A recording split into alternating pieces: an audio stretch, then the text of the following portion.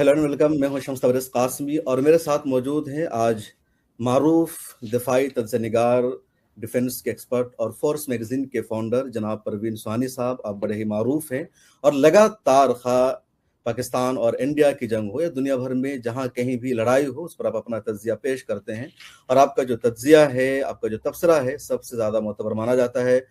परवीन जी, बहुत शुक्रिया, आपने मिला टाइम्स के लिए टाइम निकाला और आज आप हमारे साथ गुफ्तगू कर रहे हैं। सबसे पहले तो यही जानना चाहेंगे कि अमेरिका और ईरान की ये जो लड़ाई चल रही है, तो इस जंग का, इस लड़ाई का नतीजा क्या निकलने वाला है? क्या लड़ाई खत्म होगी, आगे चलेगी और क्या असर पड़ेगा इसका? देखिए, मुख्तसर ये है कि लड़ाई का एक पहलू खत्म हो गया है और उस पहलू के अंदर हमने देखा है कि ईरान पूरी तरीके से जीत गया है। और मैं ऐसा क्यों कह रहा हूँ जीत गया है, क्योंकि जो स्ट्रेट ऑफ हॉर्मुज़ है, जहाँ से कि सब जानते हैं 20% of the oil and gas जाता है दुनिया का, वो उनके पूरे कंट्रोल में है। तो वो उनकी एक जीत हो गई।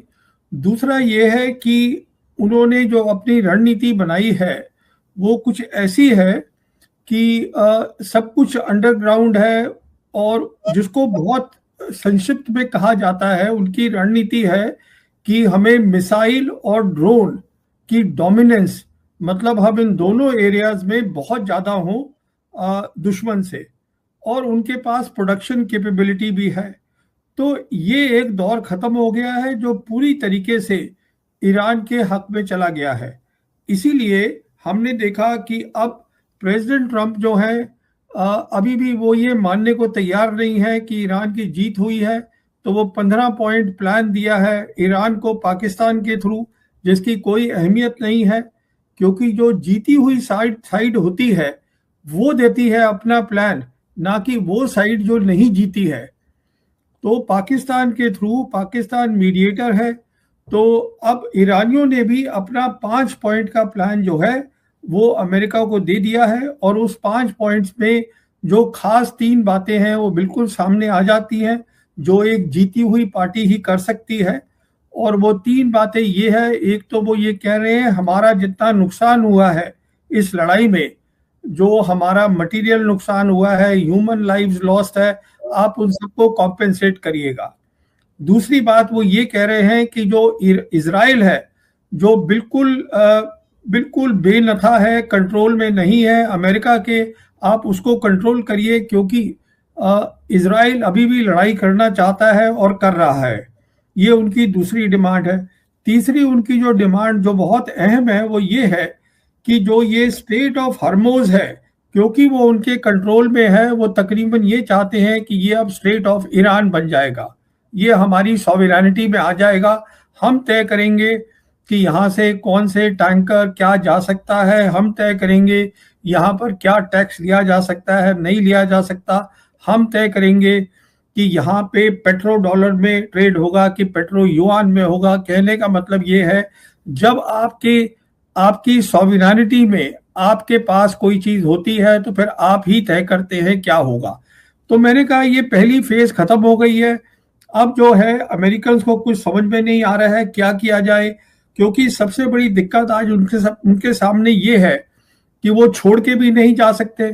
छोड़ के जाने का मतलब ये है कि ईरान का कब्जा रहेगा स्ट्रेट ऑफ हॉर्मुज़ में, और उससे बहुत ज़्यादा नुकसान अमेरिका की प्रेस्टीज का और दुनिया में बहुत ज़्यादा होगा।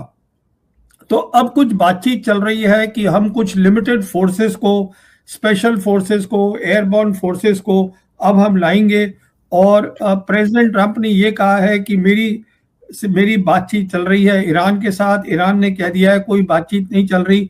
तो उन्होंने खैर फिलहाल जो उन्होंने 48 आवर्स का जो अल्टीमेटम दिया था उसको अब उन्होंने आगे खिसका के 10 अप्रैल तक का कर दिया है।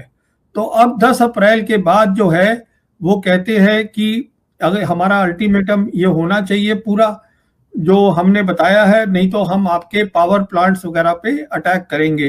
पर जैसे देखा गया है प्रेसिडेंट ट्रंप जो है वो रिलायबल प्रेसिडेंट नहीं है, वो अक्सर झूठ बोलते हैं। तो अब क्योंकि जब उनकी आ जाती हैं स्पेशल फोर्सेस पूरी जो आ गई हैं तकरीबन, तो अभी देखना पड़ेगा कि वो अगला एक्शन क्या लेते हैं। परवीन जी, जब हम लोग गुफ्तगू कर रहे हैं, इस्लामाबाद में डायलॉग का सिलसिला जारी है। तुर्की, सऊदी अरबिया और इजिप्ट के जो फॉरेन मिनिस्टर है पहुंचे हैं। कल की खबर थी कि शहबाज शरीफ ने 1 घंटे तक मसूद पेज़ेशकान से बातचीत की। तो आपको लगता है कि इस बातचीत का कोई नतीजा निकलेगा? देखिए, ये कहना बहुत मुश्किल है कि निकलेगा कि नहीं निकलेगा, पर ये अच्छी बात है कि उनकी बातचीत हुई है ईरान के प्रेसिडेंट के साथ। बाकी ये जो 3 प्लेयर्स हैं जिनका आपने नाम लिया, इजिप्ट, तुर्की, ये कोई मतलब खास प्लेयर्स हैं नहीं इस गेम में। जो गेम के प्लेयर्स हैं वो अमेरिका है, और अमेरिका ने कहा है कि हमारी मीडिएशन पाकिस्तान कर रहा है। दूसरा जो है वो ईरान है, तो ईरान जो है उनसे उनकी बातचीत हुई है 1 घंटा जैसे आप बता रहे हैं। और बाकी जो 2 प्लेयर्स हैं वो चाइना और रशिया हैं, तो उनको कोई दिक्कत नहीं है कि पाकिस्तान मीडिएशन करे। अब इससे हल क्या निकलेगा वो यहाँ तय नहीं होगा।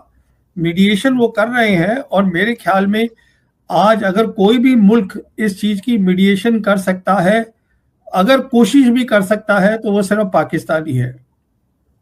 बिल्कुल। इस हमला के पीछे जैसा कि कहा जा रहा है कि इसराइल की वजह से अमेरिका इस जंग में आया। अमेरिका का अपना कुछ हदफ नहीं। आपको क्या लगता है, सच्चाई क्या है? देखिए, इसमें कोई शक नहीं है कि इजराइल जो है बहुत टाइम से कोशिश कर रहा था कई अमेरिकन प्रेसिडेंट के साथ, क्योंकि इजराइल अकेले जो है वो ईरान से नहीं लड़ सकता है। इजराइल कोशिश कर रहा था कि किसी तरह मैं अमेरिका को इस जंग में शामिल कर लूं, तो वो उसमें कामयाब हो गया, क्योंकि इसमें कई फैक्टर्स रहे होंगे। पर जो फैक्टर हमें सामने दिखाई दे रहा है वो यही है कि दिसंबर के महीने में नेतन्याहू प्रेसिडेंट ट्रंप को मिले थे अमेरिका में 1-2 बार, और दोनों को उन्होंने बताया था ट्रंप को कि देखिए, जैसे वेनेजुएला में हमने ऑपरेशन किया था, अगर हम टॉप लीडरशिप को हटा दें तो बाकी सब कुछ हमारी गोदी में आ जाएगा। तो इनको भी लगा कि चलिए शायद गोदी में आ जाएगा, पर मैं समझता हूँ ये कोई खास बड़ा फैक्टर नहीं है। कुछ और भी फैक्टर रहे होंगे जिसके बारे में लोग अभी बात नहीं कर रहे हैं, जिसको कहा जाता है कि अमेरिका में इजराइल लॉबी बहुत स्ट्रांग है। कहा जाता है कि जो अमेरिका की पॉलिसीज है मिडिल ईस्ट के लिए, जिसे हम वेस्ट एशिया कहते हैं, वो इजराइल तय करता है। तो उसमें भी सच्चाई है, और कुछ वो और बातें भी हो रही है एप्स्टीन फाइल्स के बारे में। तो अब क्या है बात वो कहना मुश्किल है, पर ये बात तय है कि अभी जब वो ले आया है प्रेसिडेंट ट्रंप को इस लड़ाई में, अब जब प्रेसिडेंट ट्रंप ने इसको पॉज दिया है लड़ाई को, नेतन्याहू ने साफ कहा है कि अमेरिका तय नहीं करेगा कि इजराइल कब लड़ाई को बंद करेगा, हम लड़ाई बंद नहीं करेंगे। ये जो वेस्ट एशिया है, खासतौर पर जिसको मिडिल ईस्ट कहा जाता है, इसका फ्यूचर अब क्या होगा? स्ट्रेट ऑफ हॉर्मुज से जिस तरह पूरी दुनिया का ताल्लुक है, 20% वहां से तेल जाता है, खासतौर पर जो गल्फ के देश है उनके लिए बहुत ज्यादा अहम है स्ट्रेट ऑफ हॉर्मुज। और अब ईरान कह रहा है कि उस पर हमारा कंट्रोल रहेगा। अब तक तो मुकम्मल तौर पर फ्री था, टैक्स लगाने की बात हो रही है। तो ये मामला आगे कैसे बढ़ेगा? इन मुल्कों पर क्या असर पड़ेगा? देखिए, ये जो वेस्ट एशिया है ये एक बहुत ही अहम इलाका है, क्योंकि इसका असर ऑलरेडी पड़ रहा है दुनिया के ऊपर, दुनिया की इकोनॉमी पर, ऑयल पर, गैस पर, फ्यूल पे, फर्टिलाइजर्स पे, पेट्रोकेमिकल्स पे, हर जगह फर्क पड़ रहा है।